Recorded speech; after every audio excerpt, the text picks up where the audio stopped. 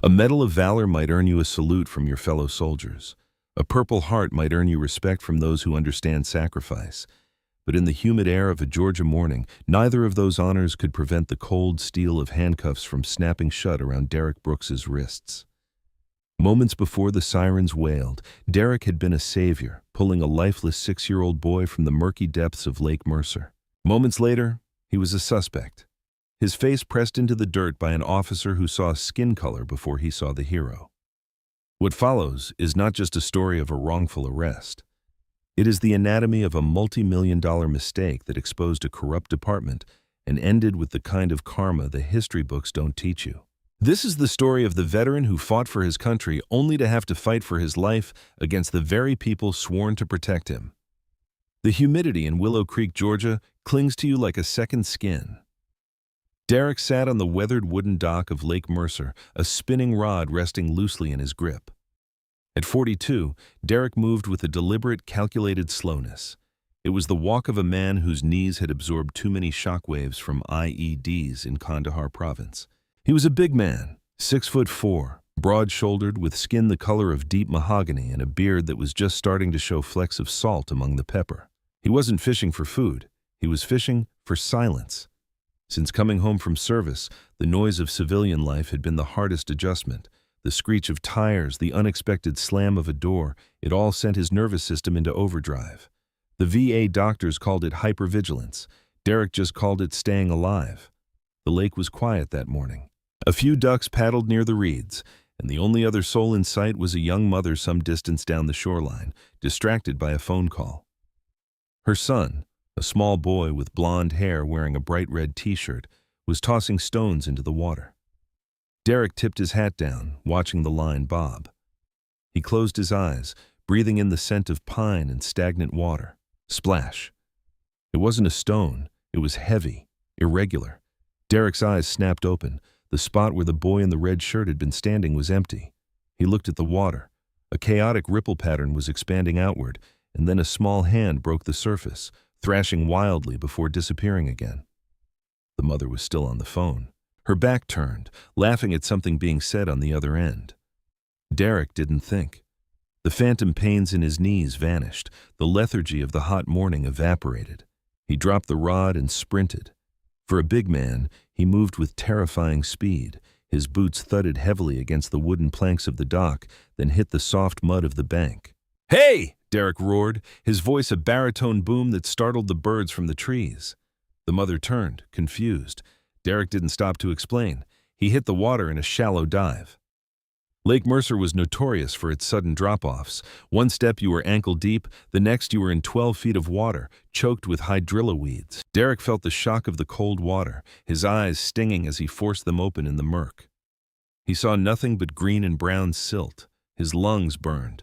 He kicked deeper, his hands groping in the darkness. His fingers brushed something soft, fabric. He grabbed it. He kicked hard, surfacing with a gasp, hauling the dead weight of the boy up with him. The child was limp, blue-lipped. "I got you," Derek grunted, shifting the boy to his chest to keep his head above the surface. "I got you, son." He swam one-armed back to the shore, dragging himself and the boy onto the mud. The mother was screaming now. It was a primal, blood-curdling sound that shredded the peaceful morning. She dropped her phone and came running, falling to her knees in the mud. "Tyler! Oh my God, Tyler!" "Ma'am, step back," Derek ordered. His voice wasn't angry. It was the command voice of a staff sergeant. "He's not breathing." Derek immediately began CPR. He tilted the small chin back, checked the airway, and began compressions. 1, 2, 3, 4. Please don't take him," the mother sobbed, grabbing at Derek's wet shirt. "I need you to call 911, Derek barked, not breaking his rhythm. Now she scrambled for her phone. Derek focused. He tuned out her sobbing. He tuned out the wind. He focused entirely on the small chest beneath his large, scarred hands. "Come on, little man. Not today. You don't get to go today." Minutes passed. It felt like hours. Then a miracle. Tyler convulsed. Water erupted from his mouth. He gasped a ragged, desperate intake of air and started to cry. Derek slumped back, sitting in the mud, his chest heaving. The adrenaline dump left his hands shaking. "That's it," he whispered. wiping water from his eyes. That's it. Breathe. The mother scooped the boy up, rocking him, crying hysterically. Derek stayed seated, trying to slow his own heart rate. He reached into his soaking wet pocket to check his wallet. His military ID, his VA card, everything was drenched. He sighed. At least the kid is alive. He didn't know that the sirens approaching in the distance weren't coming to give him a medal. They were coming to destroy his life. The first cruiser to tear into the gravel parking lot belonged to Deputy Travis Nolan. Nolan was 27, a transfer from a smaller county who wore his uniform a size too tight to accentuate time spent at the gym. He had a high and tight haircut and a reputation for being proactive, which in Willow Creek usually meant aggressive. He had been on the force for several months and was desperate for a major felony bust to prove himself to the chief. The dispatch call had been chaotic: possible drowning at Lake Mercer, child involved, caller hysterical, screaming about a man. Nolan's mind filled in the blanks. Screaming about a man. He slammed the cruiser into park and jumped out, hand resting instinctively on his holster. The scene he saw was this: a white woman crying on the ground, clutching a coughing child, and looming over them, a massive black man, drenched and wet, breathing hard, sitting just feet away. Nolan didn't see a hero recovering from exertion. He saw a threat loitering near a victim.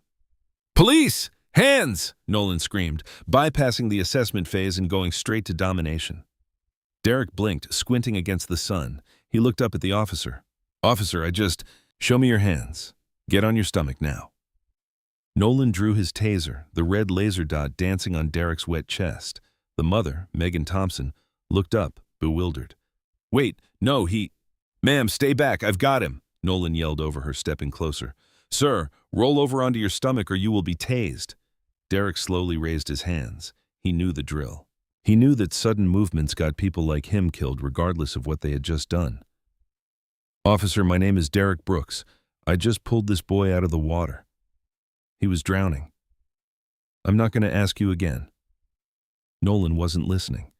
His adrenaline was spiking, fueled by bias and poor training. To him, Derek's size and his calm demeanor weren't signs of discipline. They were signs of non-compliance. "I'm complying," Derek said calmly, though his jaw tightened. "I'm getting on my knees." Derek slowly rotated, getting to his knees, interlacing his fingers behind his head. All the way down, face in the dirt.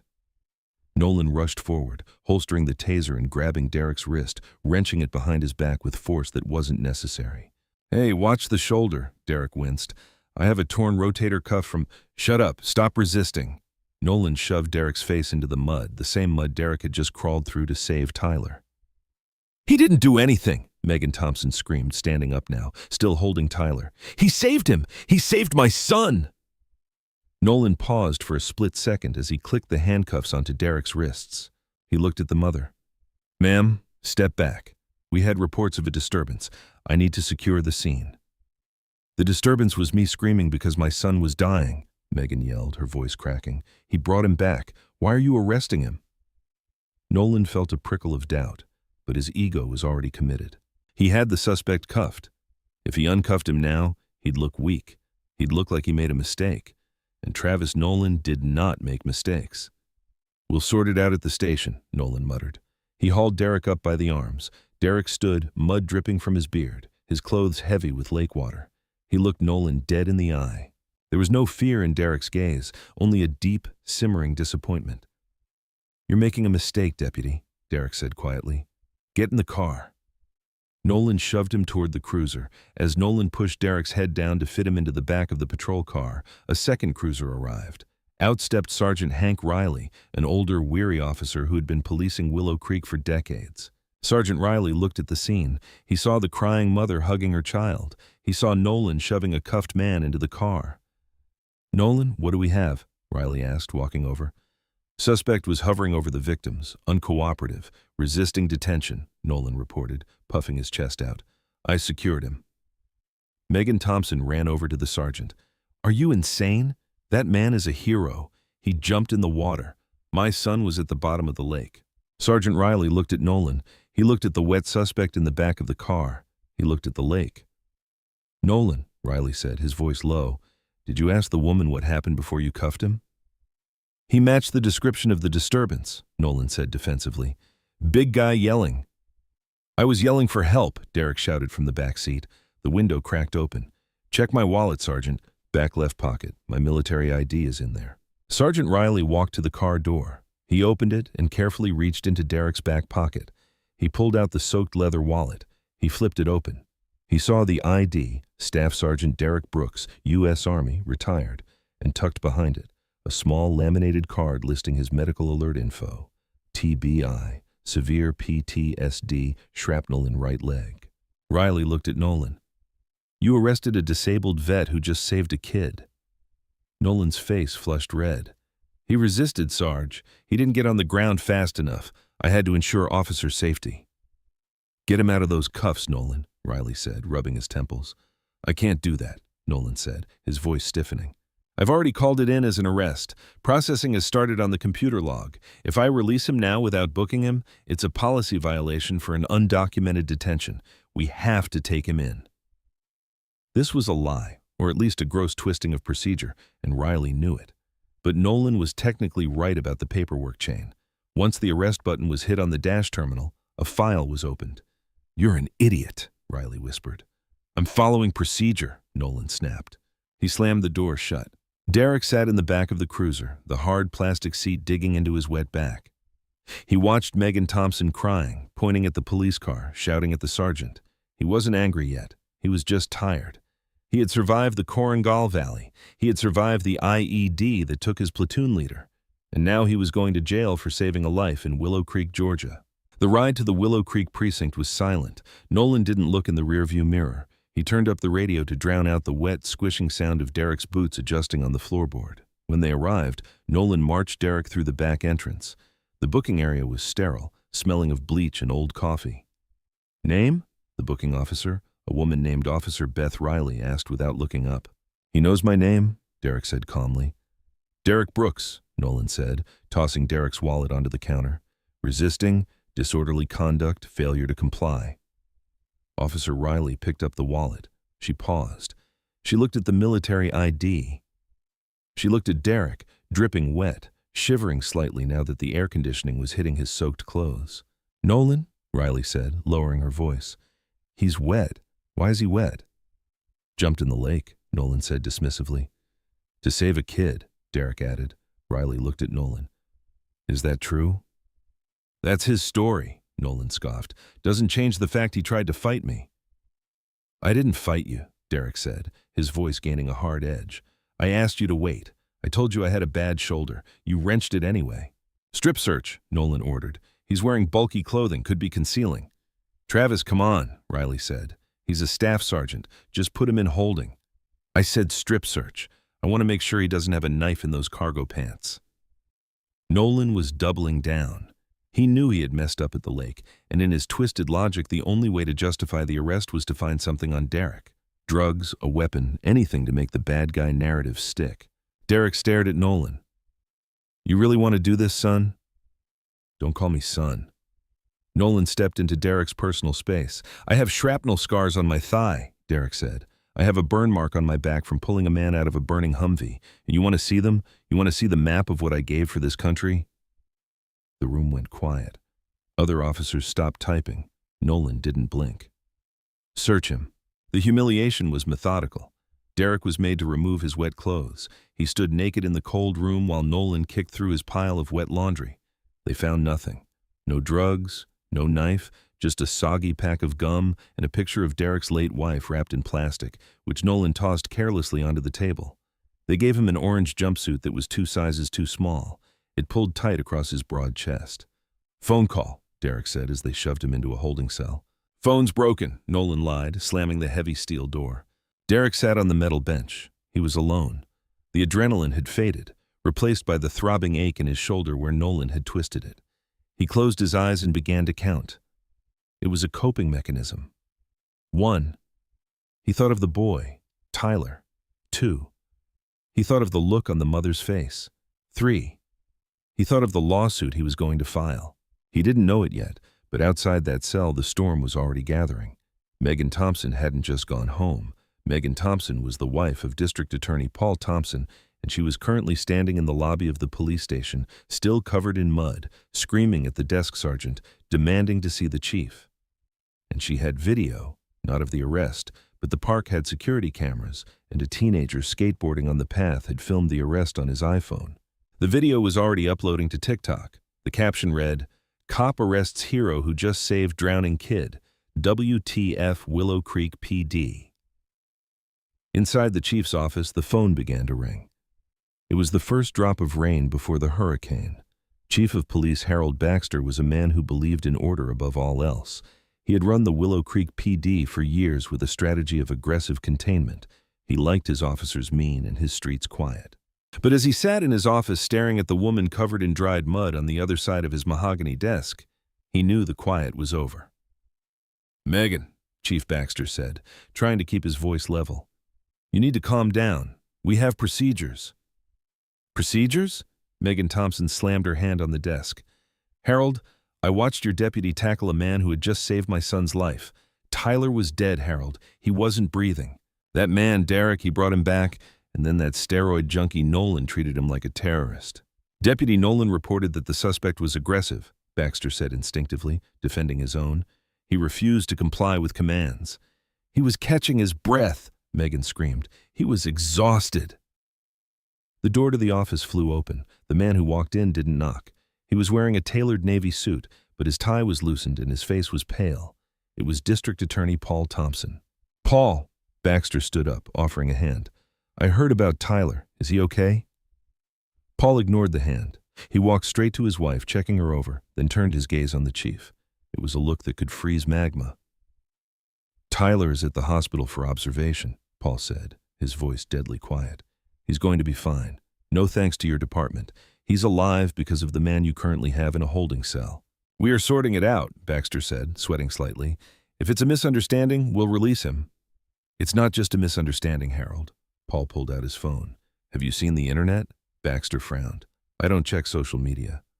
"Well, you should, because half the state has seen this." Paul turned the phone screen toward the chief. It was a TikTok video, shaky, filmed from a distance by a kid on a skateboard, but the audio was crystal clear. "I'm not going to ask you again," Nolan's voice screeched on the video, then the image of Derek, hands raised, knees in the dirt. "I am complying," Derek's deep voice rumbled. Then the tackle, the face smash into the mud. Baxter watched the video. He watched the comments scrolling by at light speed. "Fire this cop immediately." "That's Derek Brooks. He was my squad leader in Afghanistan." "Willow Creek PD is corrupt trash. Hashtag free Derek. Hashtag hero arrested." Baxter felt a cold pit open in his stomach. "Who is he?" "Paul, I had my office pull his file while I was on the way here," Paul said, tossing a manila folder onto the desk. "Derek Brooks, retired Army Staff Sergeant, 2 tours in Iraq, 1 in Afghanistan. He has a Silver Star for valor, a Purple Heart, and—" Paul tapped the folder. "He has a 100% disability rating for PTSD and traumatic brain injury, and your boy Nolan just slammed his head into the ground." Baxter sank into his chair. This wasn't just a bad arrest. It was a PR nuclear bomb. "I want him out," Megan said, wiping tears from her face. "Now." "It's not that simple," Baxter said, his mind racing. He was already thinking about liability. If they released Derek now with no charges, it was an admission of guilt. It was an open invitation for a lawsuit. The city manager would have Baxter's badge. "We have to process him," Baxter lied. "The arrest report is filed. We can't just undo it. He has to see the magistrate." "You better fix this, Harold," Paul warned. "Because if you don't, I will rain hellfire on this department. I won't prosecute him. I'll tell you that right now. You bring me charges against Derek Brooks, and I will dismiss them with prejudice and launch an investigation into Nolan." "Let me talk to him," Baxter said. "Let me talk to Brooks." As Paul and Megan left the office to head to the hospital, Baxter picked up his desk phone. "Get Nolan in here," he barked. "And bring Brooks to interview room 1. Turn the cameras off." Interview room 1 was a windowless box designed to make people feel small. But Derek Brooks didn't look small. Even in the orange jumpsuit, sitting handcuffed to the table, he filled the room. His beard was drying, frizzy with mud. His eyes were closed. The door opened. Chief Baxter walked in, followed by Deputy Nolan. Nolan looked nervous now. He had seen the chief's face in the hallway. He knew the wind had changed, but he was too arrogant to realize a hurricane was coming. Baxter sat opposite Derek. He placed a single sheet of paper on the table. Mr. Brooks, Baxter began, using his reasonable authority figure voice. I'm Chief Baxter. I wanted to personally apologize for the confusion at the lake this morning. Derek opened his eyes. They were dark, heavy with a weariness that Baxter couldn't comprehend. Confusion. Is that what we're calling it? Deputy Nolan here? Baxter gestured to the sulking officer leaning against the wall. Felt that the scene was unsecured and that you were non-compliant. In the heat of the moment, mistakes happen. He didn't make a mistake, Derek said, his voice flat. He made a choice. He saw a black man and a white woman, and he decided who the victim was before he put the car in park. That's not true, Nolan snapped. You were hovering over the body. You looked aggressive. Nolan, shut up, Baxter said sharply. He turned back to Derek. Look, Derek, can I call you Derek? We appreciate your service, truly. We know about your record. Do you? Derek shifted, the handcuffs clinking, because your deputy treated me like an insurgent. We want to resolve this, Baxter said, sliding the paper across the table. This is a standard release of liability form. It states that you acknowledge the arrest was a result of a misunderstanding, that you were not injured, and that Willow Creek PD bears no fault. If you sign this, we drop the charges immediately, resisting, disorderly, all of it, gone. You walk out the front door right now. Derek looked at the paper. Then he looked at Baxter. And if I don't sign? Baxter sighed, leaning back. The nice cop mask slipped a fraction. Well, then we have to proceed. The charges stand. You'll stay in jail until the bond hearing tomorrow morning. Your truck will be impounded. It becomes a legal matter, expensive, time-consuming, and with your history. Do you really want the stress of a trial? It was a threat. Subtle, but clear. Sign this or we will use the system to crush you. Derek laughed. It was a dry, humorless sound. You think a night in jail scares me, Chief? Derek leaned forward. I spent days trapped in a collapsed cave in the Hindu Kush with a broken leg and no water. I listened to my best friend die 2 feet away from me. He looked at Nolan. You hurt my shoulder, son. You humiliated me in front of the community I fought to protect. And now you want me to sign a paper saying it was my fault. Derek spat on the floor right next to the paper. No. Baxter's face hardened. You're making a mistake, Brooks. No. A new voice cut in from the doorway. You are. Baxter spun around. Standing in the doorway was a man who looked like he had just stepped out of a GQ photo shoot, if GQ did photo shoots for sharks. He wore a charcoal 3-piece suit, a silk tie, and carried a leather briefcase that cost more than Nolan's car. It was attorney Nathan Cross. Nathan Cross was not a local lawyer. He was from Atlanta. He was the kind of lawyer you called when you wanted to burn a corporation to the ground. He specialized in high-profile civil rights cases. Who are you? Baxter demanded. You can't just walk in here. This area is restricted. I'm his counsel, Cross said, stepping into the room and placing a hand on Derek's shoulder. Retained minutes ago by Mrs. Megan Thompson. And unless I'm mistaken, you are currently interrogating a represented client without his attorney present, while the recording devices are, oh, look at that, turned off. Cross looked at the dark camera lens in the corner, then smiled a smile that didn't reach his eyes. That's spoliation of evidence, Chief. Strike one. We were just having a conversation, Baxter stammered, standing up. Cross picked up the paper from the table. He read it and laughed. A coerced waiver of liability, under duress while falsely imprisoned. Cross ripped the paper in half, then in half again, letting the pieces flutter to the floor. Strike two. Cross turned to Derek. Mr. Brooks, my name is Nathan Cross. Mrs. Thompson sent me. I'm here to get you out, and then I'm here to make sure these men never wear a badge again. Are you okay with me representing you? Derek looked at the lawyer. He saw the fire in Cross's eyes.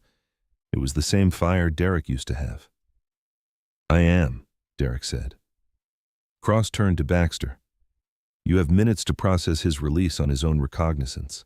Or I will have a federal judge on the phone who is a personal friend of mine. And Chief, don't even think about losing that body cam footage. We already sent a preservation letter to your city attorney. Baxter looked at Nolan. Nolan looked sick. Process him, Baxter whispered, defeated. As they walked out of the interrogation room, Nolan tried to make eye contact with Derek, perhaps to find some common ground, some mercy. Derek looked right through him. You should have checked the ID, Derek said softly as he passed. Derek walked out into the lobby of the police station. It was crowded now.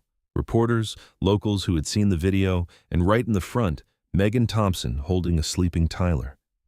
When Derek emerged, the room went silent, then erupted into applause. But Derek didn't smile. He wasn't there for the fame. He walked over to Megan. She hugged him, weeping into his wet, dirty shirt. "Thank you," she sobbed. "Thank you." "Just take care of him," Derek said, gently patting the boy's back. As Derek walked out the front doors into the blinding Georgia sun, Nathan Cross fell into step beside him. "Mr. Brooks," Cross said, putting on sunglasses, "go home, get some rest, take a shower because tomorrow morning we aren't just filing a defense. We're going on the offensive." "How much?" Derek asked, looking at the lawyer. "For the lawsuit?" Cross grinned. "I'm thinking we start at $10 million. But it's not about the money, is it?" "No," Derek said, looking back at the police station where Nolan was watching from the window. "It's about the lesson." The battle lines were drawn, but the Willow Creek PD had a secret weapon they hadn't used yet. A way to smear Derek's name before the trial even started. They were about to dig into his military past, and they were going to leak the one thing Derek never wanted anyone to know. In the days following the arrest, the atmosphere in Willow Creek had shifted from shock to a simmering, polarized rage. The video of Derek Brooks's face being pressed into the mud had been viewed millions of times. The hashtag #StandWithDerek was trending nationally.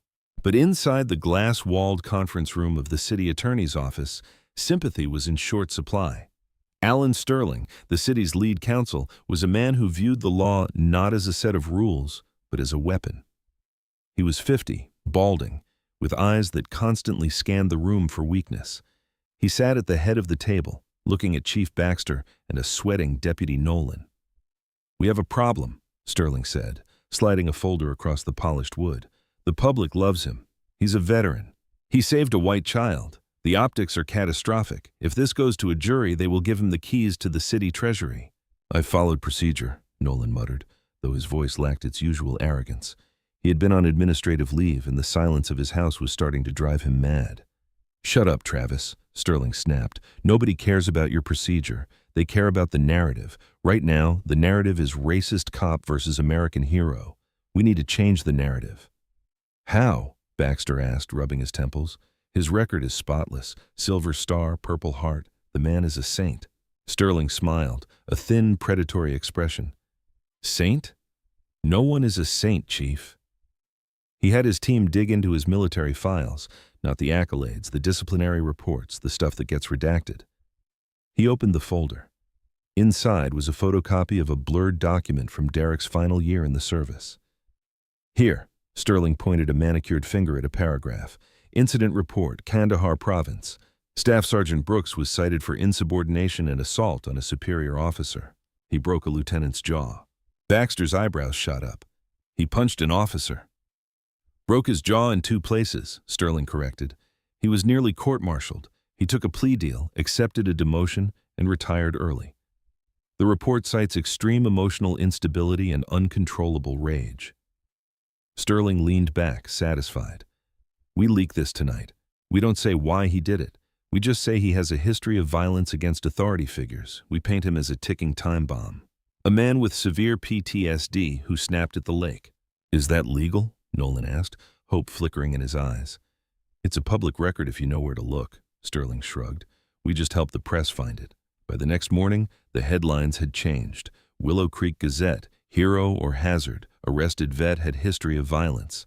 Channel 5 News exclusive, "Derek Brooks was disciplined for assaulting officer in Afghanistan." The court of public opinion is fickle. The comment section on the TikTok video began to turn. "See, I told you he probably threatened the cop. PTSD is dangerous. Maybe the cop was right to restrain him." Derek Brooks didn't watch the news. He was sitting on his porch staring at the woods, but he felt the change. When he went to the grocery store that afternoon, people didn't wave. They whispered. A mother pulled her child closer as he walked down the aisle. When he got home, he found a brick on his living room floor. It had been thrown through the front window. Wrapped around it was a note. "We don't want violent psychos in our town." Derek picked up the brick. His hands were trembling, not from fear, but from the old, dark rage he had spent years trying to bury. The walls of his home, his sanctuary, felt like they were closing in. He could hear the phantom sounds of gunfire. He could feel the desert heat. He went to his closet and pulled out his old duffel bag. He sat on the floor holding his dog tags, weeping silently. They were taking everything from him. First his dignity, now his honor. Then the phone rang. It was Nathan Cross. "Don't read it," Cross's voice was sharp. "They know about Lieutenant Harlan," Derek whispered, his voice cracking. "They know I hit him." "I know," Cross said, "and I know why you hit him. I have the unredacted file, Derek. I have the witness statements."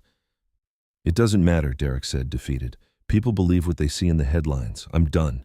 Nathan, I can't fight the city and the memories at the same time." "You are not done," Cross shouted. "Listen to me, Sergeant.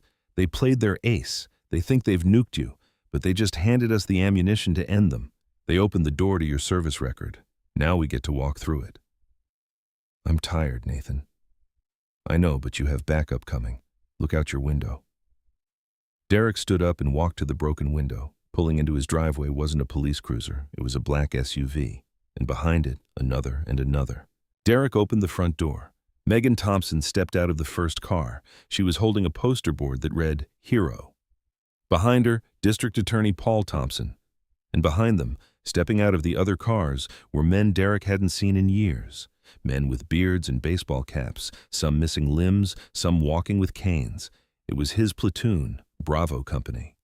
A man with a prosthetic leg marched up the driveway. Corporal Jake Granger. He stopped in front of Derek and saluted. "Heard you were in a firefight, boss." Jake grinned, his eyes wet. "Figured you could use some fire support." Derek looked at the men he had led, the men he had bled for. The darkness in his mind receded, pushed back by the light of brotherhood. "Jake," Derek choked out, "you drove from Houston." "We drove from everywhere," Jake said. "Now let's go talk to that lawyer of yours. I think it's time Willow Creek learned what really happened in Kandahar." The deposition of Deputy Travis Nolan took place weeks later. The conference room was cold, sterile, and smelled of lemon polish and fear. On one side of the table sat Alan Sterling and a very pale Nolan. On the other, Nathan Cross, Derek Brooks, and a court reporter whose fingers hovered over the stenotype machine. Cross didn't start with shouting. He started with silence. He shuffled papers for a full 2 minutes, letting the tension build until Nolan was visibly twitching.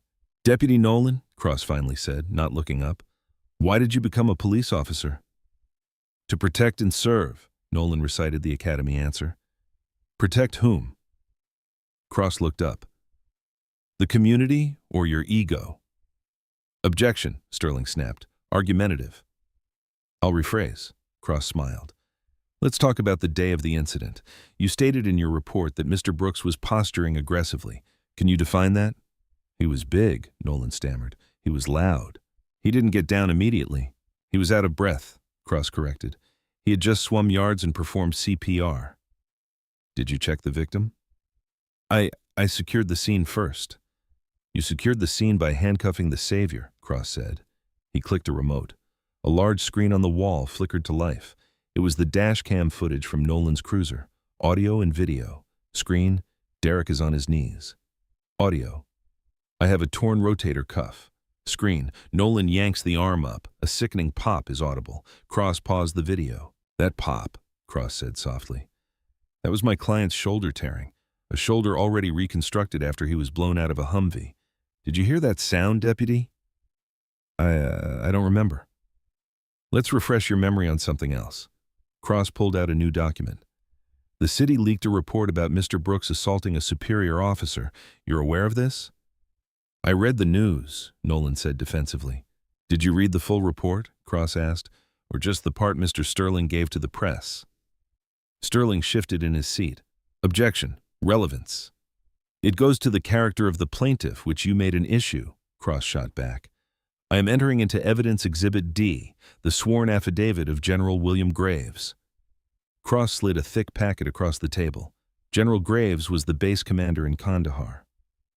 "Would you like to read the highlighted section, Deputy, or shall I?" Nolan stared at the paper. He stayed silent. Cross stood up and read aloud, his voice filling the room. "Staff Sergeant Brooks struck Lieutenant Harlan because the lieutenant was ordering an airstrike on a civilian compound containing women and children. The lieutenant was intoxicated. Sergeant Brooks disabled the officer to prevent a war crime. He accepted the demotion to protect the lieutenant's family from the shame of a court-martial. "Sergeant Brooks is the finest soldier I've ever commanded."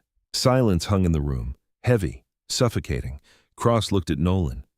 "He ruined his career to save strangers. You ruined his life because you were scared of a black man in wet clothes." Nolan looked down at his hands. "Now," Cross continued, sensing the kill, "let's talk about your record, Deputy." Sterling stood up. "We are not here to discuss Deputy Nolan's personnel file." "Oh, but we are," Cross grinned. "Because of Monell versus Department of Social Services, I have to prove a pattern of behavior to sue the city, and boy, did we find a pattern." Cross dropped a stack of files on the table. Thud. "Excessive force complaint. You tased a teenager for skateboarding." Thud. "Racial profiling complaint. Stopped a church van for suspicious tint." Thud. "Internal reprimands for turning off your body camera." Cross leaned over the table, his face inches from Nolan's. "You aren't a cop, Mr. Nolan. You're a bully with a badge, and today the playground is closed." Sterling signaled for a recess, his face gray. "We need a break." "No break." Derek spoke for the first time. Derek looked at Nolan. "You called me son that day. You remember?" Nolan nodded, tears welling in his eyes. The weight of what he had done, the destruction of his own life, was finally hitting him. "I forgave the man who blew up my truck," Derek said quietly, "because he was fighting a war, but you were supposed to be on my side." Derek stood up. "I don't want your apology," Derek said. "I want your badge." The trial never happened. Alan Sterling knew a losing hand when he saw one. If this went to a jury after the revelation about the airstrike and Nolan's record, the city would be bankrupt. The settlement negotiation took hours. The number, $7.8 million, the largest settlement in the history of Willow Creek. The terms, Deputy Travis Nolan to be terminated immediately and stripped of his pension. Chief Baxter to submit his resignation. A formal televised apology from the mayor to Derek Brooks. The implementation of the Brooks Protocol, mandatory de-escalation training for all officers led by veteran advocates.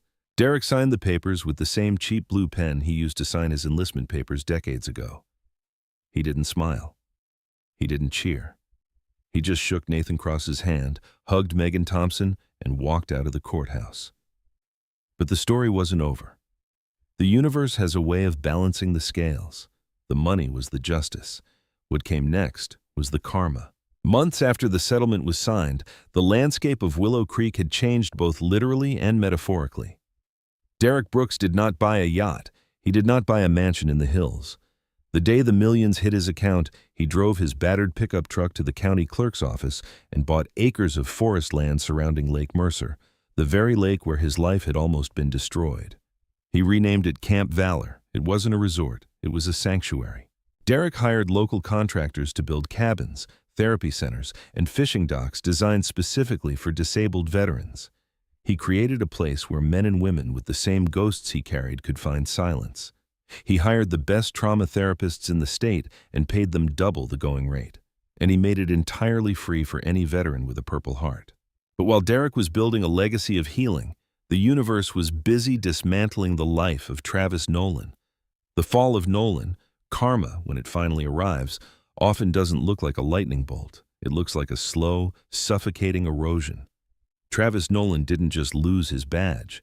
The terms of his termination were public, and the video of his deposition, where Nathan Cross had shredded his character, had gone viral.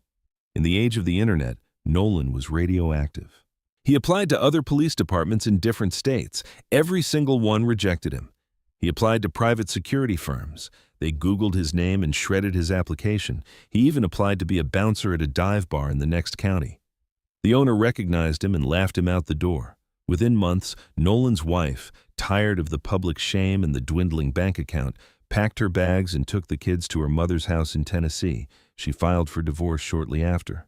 Nolan lost his truck to repossession. He lost his rented townhouse. He was a man who had defined himself by his authority, by the power of the badge on his chest.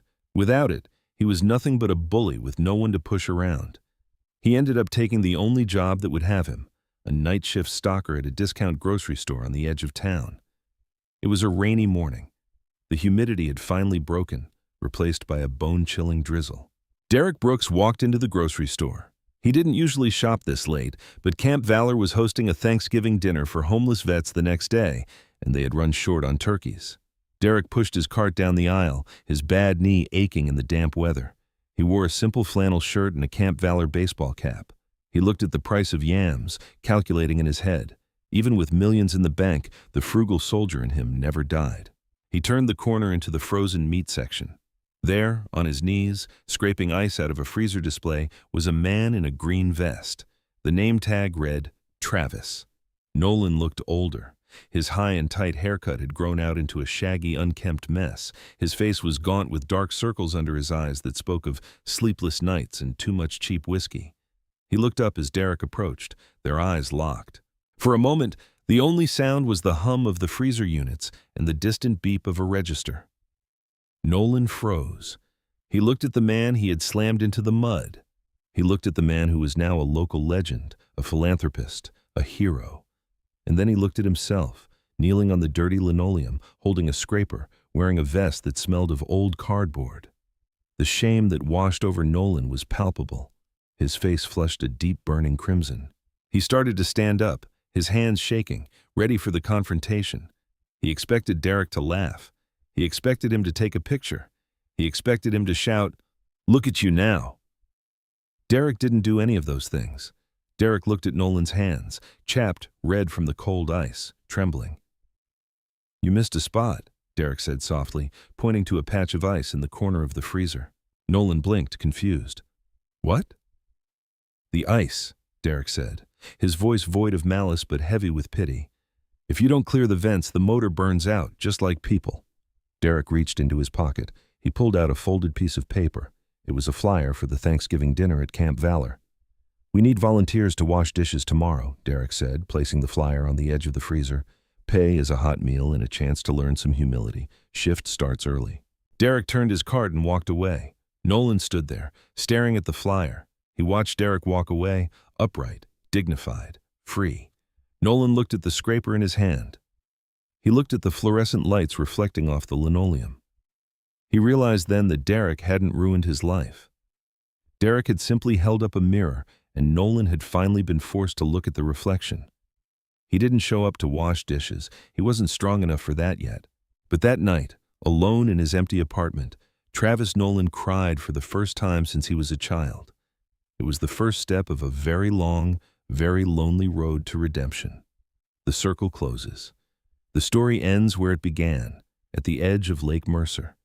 Derek stood on the new dock he had built. It was sturdy, made of cedar with wheelchair ramps for the guys who had lost their legs in Fallujah.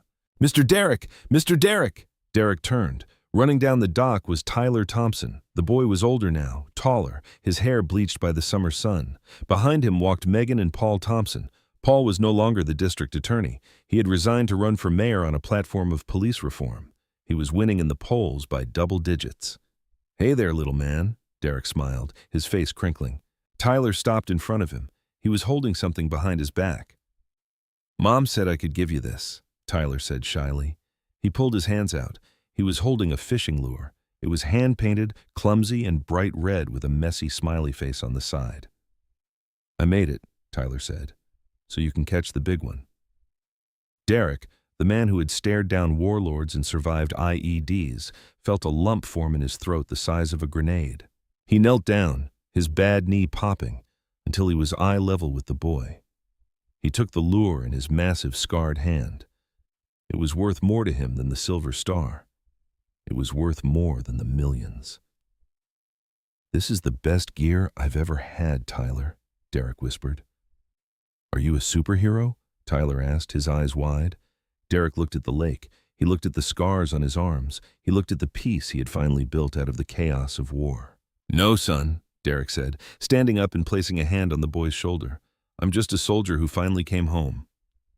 The sun set over Willow Creek, casting long shadows across the water. The darkness was coming, as it always does. But this time, Derek Brooks wasn't afraid of it. He had his own light.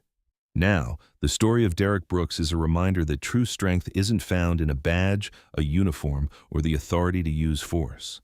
It is found in the restraint of a warrior who knows that peace is harder to win than war.